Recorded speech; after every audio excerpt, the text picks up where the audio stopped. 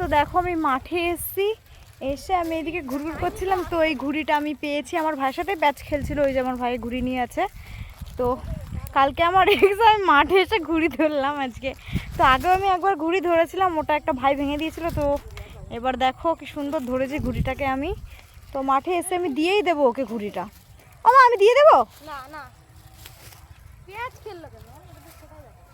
তা আমার ভাই দিতে দিচ্ছে না, আমি বলছি দিয়ে দেবো। আমি তো আর ঘুড়ি উড়াই না, এই সমস্ত নিয়ে আমার কোনো ইন্টারেস্টও নেই। আর এক্সামের মধ্যে আমি তাও এসে একটা ঘুড়ি পেয়ে গেছি। দেখো গাইস, এই যে ঘুড়িটা ওদের ওই দিক দিয়েও চিল্লাচ্ছে, প্যাচ খেলতে এসে ঘুড়ি কেটে গেছে। ঘুড়িটা দিয়ে দিলাম ওকে, ওর ঘুড়ি ও নিয়ে চলে যাচ্ছে ঘুড়ি। ওই দেখো ছাগল কি করছে তোমার, পেঁয়াজ খেলতে পারলেই হবে, মারবি আবার। ওই যে ওকে দিয়ে দিলাম ঘুড়ি। আর এই যে আমার ভাই দেখো ঘুড়ি উড়াচ্ছিল, ছেড়ে খেললে। এই যে আমি রেখে দিয়েছিলাম ঘুড়িটা।